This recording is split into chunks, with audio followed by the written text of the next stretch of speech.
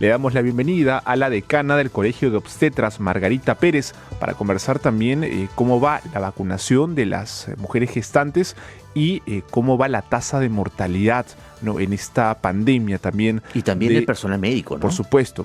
Vamos a hablar de todo con la decana del Colegio de Obstetras, Margarita Pérez. Muy buenos días, bienvenida en Informativo. ¿Cómo está? Sí, muy buenos días, Renzo. Buenos días, Fernando. Buenos días a todos quienes están sintonizando este importante noticiero. Buenos días. Según datos del Centro Nacional de Prevención y Control de Enfermedades del MINSA, el Perú registró 429 casos de muerte materna en el año 2020. En el 2021, hasta la actualidad, ¿cómo van las cifras? ¿Ha aumentado, ha disminuido este índice? Sí, como lo mencionas, para este año se ha incrementado el número de muertes maternas. Hasta la fecha, según el reporte del Centro de Epidemiología del Ministerio de Salud, tenemos ya 369 muertes maternas. Esto significa un 13% más de lo que teníamos el año anterior, en el 2020, a la misma fecha. Como lo mencionas, pues en el 2020 se cerró con aproximadamente 47% de muertes más, un 45% más que el año anterior, y justamente ello ha sido producto pues de esta emergencia sanitaria por la COVID-19. En este año, la primera causa de muerte materna es por el COVID-19. Justamente el mayor número de muertes maternas se han registrado también en la segunda ola, ¿no? Son cifras realmente muy preocupantes, ya que no se está evidenciando medidas que esté tomando el Ministerio de Salud para contrarrestar pues esta situación y que no se sigan Decana, produciendo ese número de muertes maternas, ¿no? por supuesto, los números son preocupantes, decana Pérez, pero teníamos entendido que las gestantes habían sido incluidas precisamente por el riesgo que se representan entre los primeros en ser inmunizados. ¿Nos quiere decir en todo caso que la causa de muerte materna por COVID está en el primer lugar en este momento porque las madres no están inmunizadas?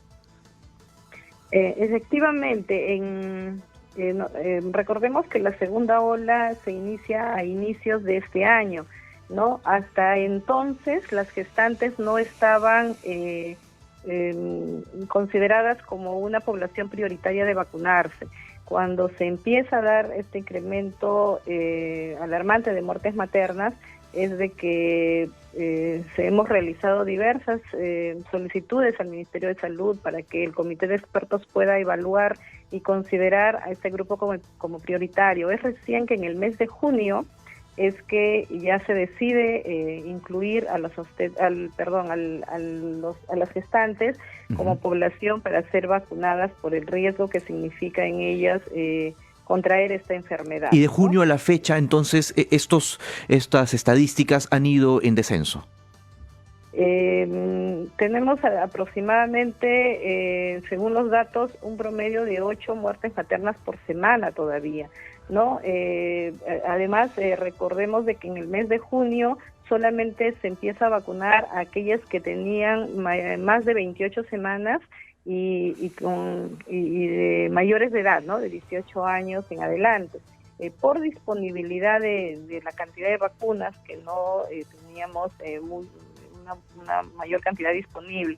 Pero esto ya también al Ministerio de Salud ha mejorado esta decisión, porque el día de hoy ya se pueden vacunar a partir de las 12 semanas con cualquier edad, ¿no? Esto era también algo que le pedíamos porque las evidencias científicas indican que la vacuna es segura y que se puede aplicar desde ese tiempo de gestación, más aún teniendo en cuenta el riesgo que significa que una gestante contraiga el COVID. Va a ser, por su misma condición de gestante, está en mayor riesgo de hacer la enfermedad grave y fallecer, ¿no? Entonces, por lo tanto, es necesario que se siga vacunando y que además se incentive más a las gestantes de que acudan a los centros de vacunación, porque es la única herramienta que tenemos en realidad para poder evitar que hagan la enfermedad grave y fallezcan, más aún si estamos pues con puertas de que probablemente tengamos una tercera ola, ¿no? Uh-huh. Ahora, decana, nos consultan también si es que según los estudios que se han realizado, ¿no? Se ha podido comprobar que las vacunas que se aplican en el Perú también brindan anticuerpos al bebé que está esperando una mujer gestante. Sí, así es. Las vacunas no solamente dan mejoran la respuesta inmunitaria o mejoran los anticuerpos o las defensas contra esta enfermedad para las gestantes, sino también que esto se produce o se transmite al recién nacido, ya que en el cordón umbilical se han encontrado ya anticuerpos justamente contra esta enfermedad. Entonces el recién nacido va a nacer también protegido contra esta enfermedad. Este es el beneficio de la vacuna en las gestantes, así que vuelvo a repetir que es necesario que todas las gestantes sepan que es seguro vacunarse y que el beneficio va a ser para ella y para su recién nacido, para el bebé, ¿no? Ahora, permítame una consulta adicional. De estas cifras que usted nos estaba comentando de muertes maternas, ¿no? ¿Cuál es el porcentaje de adolescentes que fallecieron, digamos, por esta causa en lo que va de la pandemia? Sí, en las adolescentes el porcentaje es aproximadamente un 9% de las que han fallecido son adolescentes, ¿no? El mayor número de muertes se registra en las gestantes entre los 20 a 35 años. Entonces, en todo caso, decana Pérez, usted nos comenta que son 8 muertes maternas que se registran en nuestro país a la semana. A comparación de los niveles de prepandemia, ¿cuál es la diferencia? Sí, en prepandemia nosotros terminamos en el año 2019 con un número de muertes de 309. Era el menor número de muertes que se había obtenido en los últimos años. Las cifras que tenemos hoy nos han hecho retroceder aproximadamente 15 años atrás, donde la muerte materna era aproximadamente 500 muertes, se terminaba el año con ese número elevado, ¿no? Se han hecho a partir de entonces grandes esfuerzos por disminuir esta muerte materna, por lo que significa, ¿no? Un problema social, un problema de salud pública. Ahora, y es lo que ha pasado. Hemos retrocedido aproximadamente 15 años. Vuelvo a repetir, 309 fue el número que se cerró en el 2019 y ya para el 2020 hemos tenido este incremento, y si no se toman en estos momentos las medidas necesarias, no se prioriza también el fortalecimiento de los servicios donde se da la atención prenatal, vamos a terminar probablemente con una cifra similar a la de 15 años atrás, ¿no? Vamos a cerrar el año. Ahora, por encontrarse en los quirófanos en la primera línea de atención, el personal obstetra también ha sido objeto de contagios, ¿no? En la primera y la segunda ola de COVID-19, ¿cuántos obstetras han fallecido en nuestro país en este año y medio de pandemia? Y actualmente, ¿cuál es la sala situacional? ¿Hay alguno en una cama de cuidados intensivos? ¿Los niveles de contagio cómo van? Sí, efectivamente, nosotros estamos en primera línea de atención en las emergencias, en los centros obstétricos o salas de parto, en las áreas de hospitalización, en las áreas COVID y no COVID están los gestantes, los obstetras. Entonces esto ha ocasionado pues que tengamos hasta la fecha 72 obstetras que han fallecido por causa de esta enfermedad y en cumplimiento de sus funciones, y más de 3.600 obstetras que se han infectado. Justamente el personal de salud, y dentro de ellos los obstetras, fuimos vacunados desde el mes de febrero, ¿no? Estuvimos contemplados en la primera fase de vacunación, y a partir del mes de junio ya la mayoría de obstetras estamos vacunados. Entonces, más o menos a partir de esa fecha es que empieza a disminuir el número de fallecidos. No hemos tenido reporte de fallecidos desde ese mes de junio, ¿no? Lo cual evidencia pues un gran beneficio de la vacuna, ¿no? El gran beneficio de vacunarse y la eficacia de la vacuna. En todo caso, hemos ya tenido reportes en esta última semana de tener un obstetra que está en UCI, en cuidados intensivos, y estamos viendo que probablemente pues es lo que el ministerio ha decidido de aplicar una tercera dosis de refuerzo. Es una medida acertada y esperemos sí que se aplique a todo el personal de salud. Es decir, estaba inmunizado, tenía la dosis completa. Sí, estaba inmunizado, tenía las 2 dosis de vacunación. En todo caso, decana Pérez, ¿se ha logrado cerrar la brecha de vacunación para las obstetras? ¿Ya todo el personal cuenta con ambas dosis? ¿O queda pendiente algunas?